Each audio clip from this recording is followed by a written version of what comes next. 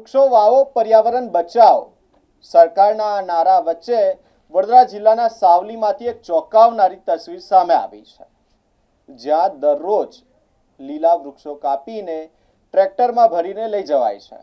પરંતુ ચોંકાવનારી બાબત તો એ છે કે સ્થાનિક મામલતદાર જણાવી રહ્યા છે કે છેલ્લા 2 મહિનામાં વૃક્ષ કાપવાની પરવાનગી માટે એક પણ અરજી આવી નથી.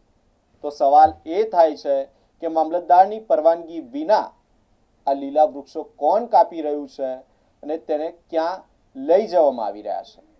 એક બાજુ સરકાર મોટા મોટા દાવા કરે છે કે પર્યાવરણ બચાવવું જોઈએ, વૃક્ષારોપણ કરવું જોઈએ, માં કે નામ એક પેડ, આવા વિવિધ હરિયાળા કાર્યક્રમો થઈ રહ્યા છે અને તેના વચ્ચે આ સાવલીમાંથી એક ચોંકાવનારો બનાવ સામે આવ્યો છે. એક તરફ સરકાર અને વિવિધ સંસ્થાઓ કરોડો રૂપિયાના ખર્ચે વૃક્ષારોપણ અભિયાન ચલાવી રહી છે, જ્યારે બીજી તરફ સાવલી પંથકમાં પર્યાવરણના રક્ષક ગણાતા વૃક્ષોનું જ ખુલ્લેઆમ નિકંદન થઈ રહ્યું હોય તેવા દ્રશ્યો સામે આવ્યા છે.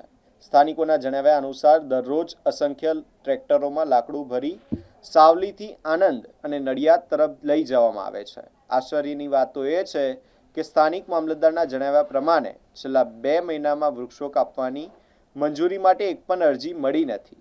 તો પછી આટલા મોટા પ્રમાણમાં કાપવામાં આવતા વૃક્ષોને કોણે મંજૂરી આપી અને જવાબદાર વિભાગ કેમ મૌન છે? માત્ર પર્યાવરણ જ નહીં પરંતુ જાહેર સુરક્ષા પણ જોખમમાં મુકાઈ રહી છે. લાકડું ભરેલા અનેક ટ્રેક્ટરો પર નંબર પ્લેટ નથી, રિફ્લેક્ટર કે રેડિયમ સ્ટીકર નથી અને જરૂરી લાઇટોની પણ અછત જોવા મળે છે, જેના કારણે ખાસ કરીને રાત્રિના સમયે ગંભીર અકસ્માતની શક્યતાઓ વધી રહી છે.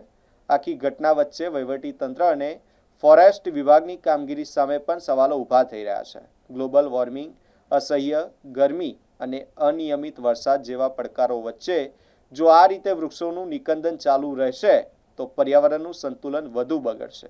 હવે જોવાનું એ રહેશે કે જવાબદાર તંત્ર આ સમગ્ર મામલે તપાસ કરી દોષિતો સામે કાર્યવાહી કરે છે કે પછી પર્યાવરણ બચાવોના નારા માત્ર કાગળ પૂરતા જ રહી જશે. વૃક્ષ છેદન માટેની, વૃક્ષો કાપવા માટેની અરજીઓ છેલ્લા 2 મહિનામાં કોઈ આવેલી નથી અને એમાં પરમિશન કોઈ આપવામાં આવેલી નથી. કોઈ એકલ દોકલ વૃક્ષ કાપ્યાની ફરિયાદો આવે છે, જેમાં સર્કલ ઓફિસરશ્રી પાસે તપાસ કરાવી અને આગળ કાર્યવાહી કરવામાં આવે છે. અન્યથા કોઈને વૃક્ષ કાપવા માટેની પરવાનગી અત્રેથી આપવામાં આવેલ નથી. સાવલી નગરને વિસ્તારમાંથી અનેક ટ્રેક્ટરો પસાર થઈ રહ્યા છે લાકડાના, એના વિરુદ્ધ કોઈ કાર્યવાહી કરવામાં આવી છે ખરી?